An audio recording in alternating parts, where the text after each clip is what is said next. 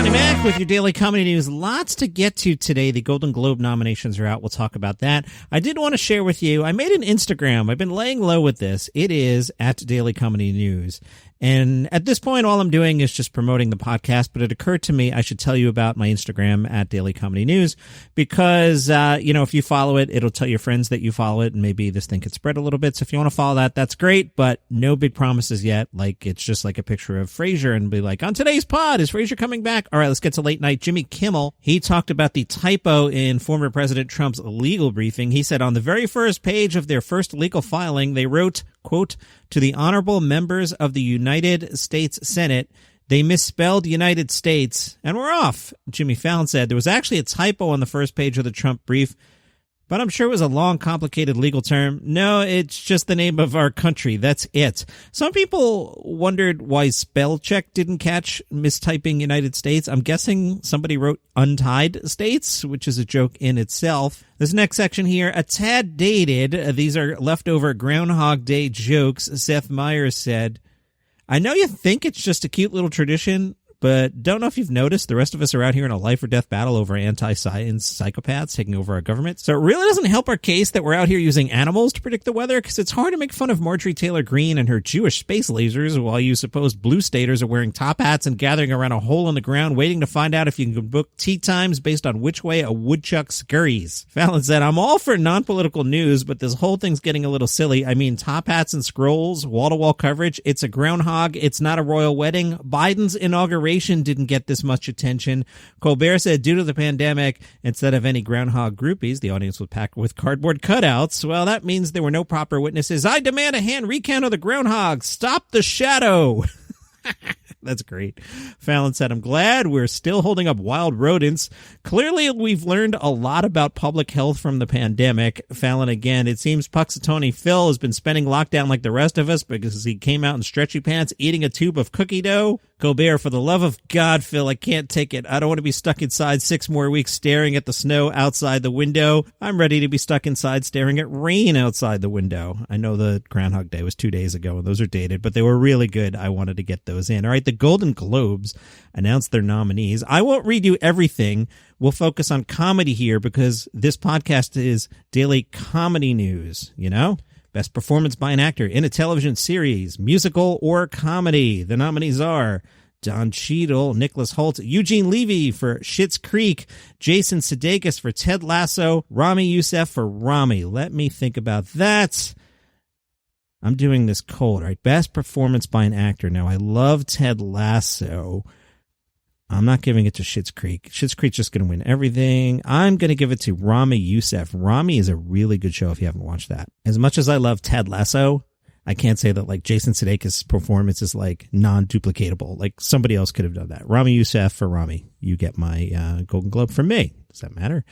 Best performance by an actress in a television series, musical or comedy. Lily Collins, Kaley Cuoco, Elle Fanning, Jane Levy, Catherine O'Hara for Schitt's Creek. I'll surrender and give it to Catherine O'Hara for Schitt's Creek because I'm comedy biased here. Skipping over some non-comedy ones brings us to best performance by an actress in a supporting role in a series, a limited series, or motion picture made for television. Helena Bonham Carter for The Crown, Julia Garner Ozark, Annie Murphy Schitt's Creek, Cynthia Nixon Ratched. Only one comedian there, Annie Murphy. You win from Daily Comedy News. Best performance by an actor in a supporting role in a series, limited series, or motion picture made for television. John Boyega, Small Axe, Brandon Gleeson, Comey Rule, Daniel Levy, Schitt's Creek, Jim Parsons, Hollywood, Daniel Sutherland, The Undoing. Guess we got to give it to Schitt's Creek. Best television series, musical or comedy. Emily in Paris, The Flight Attendant, Schitt's Creek, The Great, Ted Lasso. I say Ted Lasso. Ted Lasso, you must defeat Schitt's Creek. Enough with Schitt's Creek awards. Ted Lasso is fantastic. Everyone should watch it. Best motion picture, musical or comedy. The nominees are Borat, subsequent movie film, Hamilton, music, Palm Springs, and The Prom. All right, I'm going to cut this down to, well, Hamilton was really good, but I'm comedy biased here, so I'll give it to a comedy. Let's see, Borat or Palm Springs? Palm Springs was really good. Borat was really funny. Did I talk people's ear off about Palm Springs? I did not. Borat is my choice. Best Actor in a Motion Picture, Musical or Comedy. The nominees are Sacha Baron Cohen for Borat subsequent movie film, James Corden for The Prom, Lin-Manuel Miranda for Hamilton, Dev Patel for The Personal History of David Copperfield, Andy Samberg in Palm Springs. All right, I loved Palm Springs, but that's just Andy Samberg doing Andy Samberg things. Sacha Baron Cohen for Borat. He did commit. You go live undercover with somebody for 5 days. Love Hamilton, though, but it's not a comedy. All right, I'm giving to Sacha Baron Cohen, even though we all know Lin-Manuel Miranda's going to win, deservedly so. And we found out the hosts of the 78th Annual Golden Globe Awards. It's going to be, no, it's not Ricky, rats. It's Tina Fey and Amy Poehler. They're fine, but like, if Ricky hosted, I would stay up late and record the podcast at night or get up early and do it so I could incorporate Ricky Gervais's jokes into this podcast. Tina Fey and Amy Poehler, they're nice, but like, I'm not staying up late to record the podcast for that one. It's the first time they've hosted the Golden Globe since 2015. They will not be in the same room together. Tina will broadcast from the Rainbow Room in New York City. Amy Poehler will host from the usual Golden Globe spot inside the Beverly Hilton Hotel in Beverly Hills, California. This thing will air Sunday, February 28th at 8 Eastern. Last year was hosted by Ricky Gervais and was one of the most watched network telecasts of the year, averaging 19.2 million viewers. Sticking with movies, I saw Mike Birbiglia tweet, movie recommendation, Black Bear. Find it. I will say nothing more. That piqued my curiosity, so I looked up Black Bear, and I learned in Black Bear, a filmmaker plays a calculated game of desire and jealousy in pursuit of a work of art that blurs the boundaries between autobiography and invention. It was released in theaters on December 4th. It was released streaming also on December 4th, and it runs 1 hour, 44 minutes. Does anyone know anything about Black Bear? I do not. Birbiglia caught up with Vulture. Mike talked about how he got into Zoom comedy. He said, I talked to Sam Morrill, who had done some of these Zoom comedy shows. Sam said to me, I actually get a lot out of it. I also didn't expect that not only are you performing for people who can't leave their houses, you're also performing for people who maybe couldn't leave their houses before COVID. So Mike said, that's when I decided I would try this at least once. In summer 2020, I did one night of Mike Birbiglia working it out virtually for 500 people who were located around the world. It was weird and fun. I decided to do more. I started adding virtual crew members, a cinematographer, a sound technician, a director. We added 3 more iPhones to give us new camera angles. We lit my brother Joe's Rhode Island office like a TV studio. It became this strange hybrid stand-up comedy interactive talk show. What I discovered was that the same thing people enjoyed about the live shows were things they were able to enjoy on the Zoom show. One of our producers noticed that during one of the shows, someone wrote in the live Zoom chat, I can't unmute, I want to laugh. The folks were unmuted by the hosts. They were seen, they were heard. So much of comedy is about turning reality on its head, but at this moment in history, really itself has already been turned on its head. We're living in the science fiction future we had imagined. Instead of gathering in rooms for jokes, we're in 1,000 different rooms that become one room for 1 hour. I don't know how to do this one properly. I will try. Writer Joe Adams did a spec script for It's Always Sunny in Philadelphia called The Gang Storms the Capitol. I'm cribbing here from the AV Club. They included an excerpt. I'm going to have to do some of my bad voice acting here. Frank, this is so stupid. There's no one even here. Why do we have to have these stupid things on? Dennis, because Frank, you could have it. I could have it. Anyone could have it. The damn thing is everywhere. Mac, I think it's made up. Everyone, whoa! Mac, look at the facts. I haven't got it. You guys haven't got it. No one else has gotten it. D, should I do a falsetto? But we don't know anyone else. Mac, shut up, D. Shut the hell up. I didn't do that justice. It reads funny on the page. It's in the AV Club. Shortly after that above passage, terribly recreated by me, Charlie storms in with a mask with a red spot on. Well, actually, he storms in without a mask and then puts a mask with a red dot.